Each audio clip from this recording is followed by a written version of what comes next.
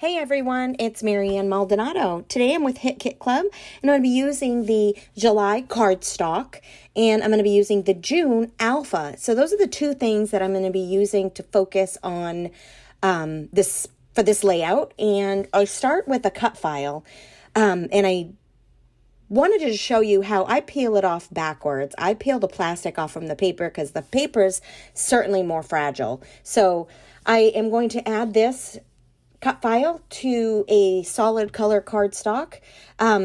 So again, today I'm to focus on the cardstock from the kit and not use pattern paper unless I want to grab some paper from the 6x8 from the Pocket Life kit actually, and that'll be the 6x8 paper that comes in that. So I do use some of that, but first I want to show you what I wanted to do to this one circle. Don't be like me and do this as an afterthought.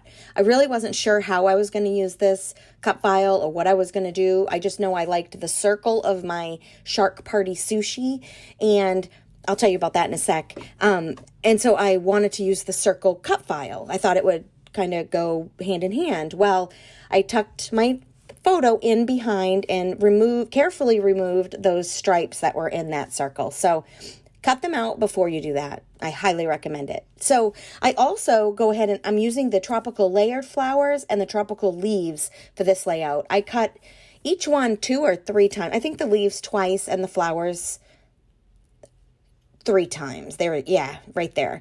So I really wanted to do a tropical vibe. We're out at a pool party at my house. So I wanted to layer up these flowers with all different kinds of pattern papers from the 6x8 paper that's in the Pocket Life kit. And I don't know why I lost my train of thought right there, but I just layered up the flowers. Of course, I had foam tape with them, between the different layers so that they'd be a little more dimensional.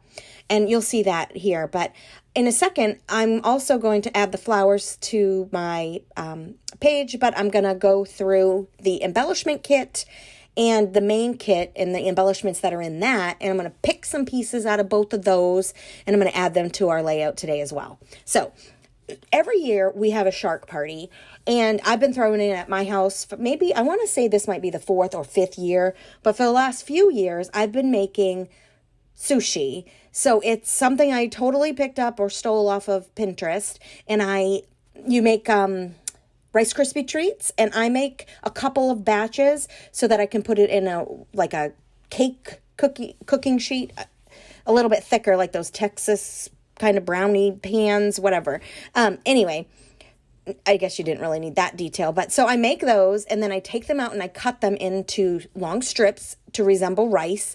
And then I put a Swedish fish on top, and then I take, what's that called? Fruit roll-ups, and I cut those and then I wrap thin pieces around the sushi and the Rice Krispie treats and the Swedish fish, and it looks like sushi, and everybody loves it. And everybody will ask me, what are you making? Especially if they're new to the party, they'll be like, what are you going to make? And I'm like, I'm making sushi. And I do get a few noses that turn up thinking, why would you make sushi for an outdoor summer party? That just doesn't go.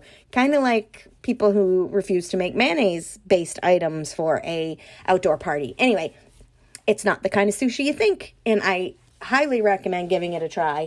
I peel it off and eat it in layers because I like everything separately, but then the Rice Krispie treat, oh my God, it's got to be my favorite childhood memory or favorite treat from my childhood memory. That and whoopie pies my Nana used to make. Oh, and she made pumpkin pie and no-bake cookies. But anyway, I digress. I really wish I had some of her recipes. I should see if somebody else might have them. But anyway, here we go. I'm adding a bunch of the leaves underneath my little layered flowers. I wanted to do 3 different clumps. So I main focus with my layout and then 2 flower clumps off to the side.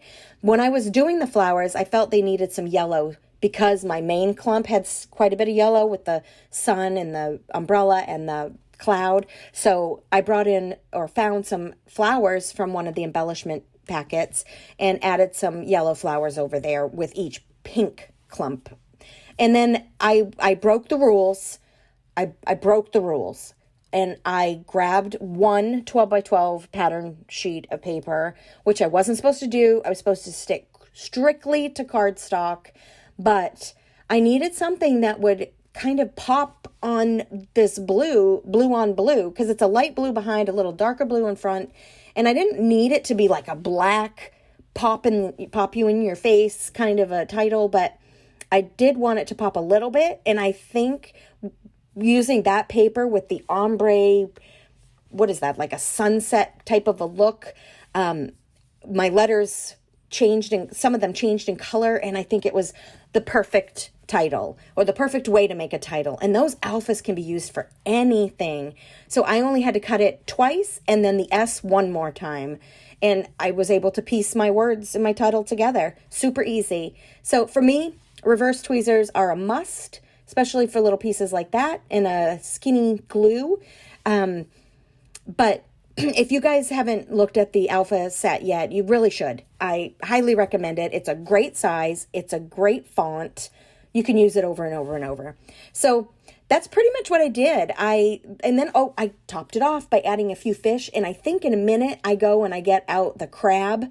And if you look over the sun, there's a seagull there, and there's a flamingo over by one of the flowers. And I've got some fish. And then I do add that little tiny puffy crab, which absolutely deserves its spotlight. However, I tucked it in.